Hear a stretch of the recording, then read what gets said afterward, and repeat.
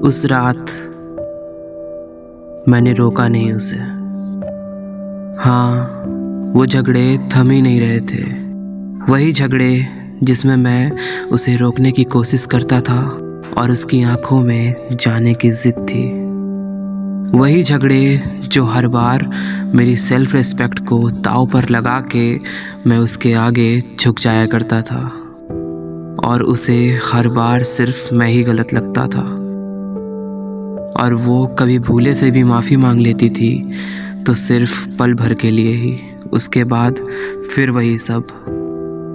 मुझे याद है उसने एक बार मुझसे कहा था कि तुम्हें प्यार करना, तुम्हें समझना बहुत मुश्किल है। वो मेरे साथ अगर थी भी तो इसलिए क्योंकि मैं उससे बहुत प्यार करता था और उसके मन में बस ये बात रहती थी कि उसने अगर मुझे छोड़ा तो मुझे बहुत हर्ट होगा। आसान भाषा में कहूँ तो वो सिर्फ मेरे साथ फंसी हुई थी और वो फंसे रहने का कारण ये कि पहले फीलिंग्स थी तो रिलेशनशिप में आ गई, अब कुछ फील नहीं होता तो मजबूरन छोड़ नहीं सकती।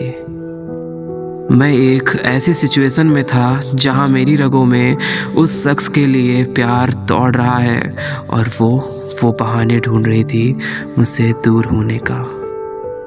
मैं उसे समझा के अधमरा हो गया था कि मेरे साथ ऐसा मत करो, मुझसे दूर मत जाओ, मैं नहीं जी सकूंगा तुम्हारे बिना। लेकिन कहाँ कोई सुनता है उस शख्स की जिससे आपको पीछा छुड़ाना होता है। वो क्या है ना, एहसास नहीं होता लोगों को।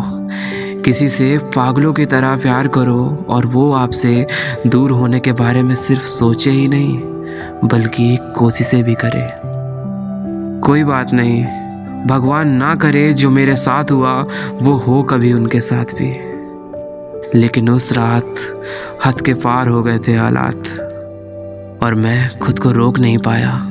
हर बार मैं उस दरवाजे के सामने जाकर खड़ा हो जाता था उसे रोकने के लिए। लेकिन इस बार मैंने वो दरवाज़ा खोल दिया और खुद को हमेशा के लिए आज़ाद कर दिया उसे इजाज़त देकर। और उस दरवाजे का नाम पता है क्या था? जिंदगी। पता है, कभी कभी एक कदम उठा लेना चाहिए, अपने लिए भी, अपनी खुशियों के लिए, अपने सपनों के लिए, अपनी चाहतों के लिए। और जब हमारी खुशियाँ, चाहतें, सपने उनसे बंधे हों और उसके बावजूद भी उनकी आंखों में जिद हो आपसे दूर होने की, तब उस डोर को तोड़ देना ही सही होता है।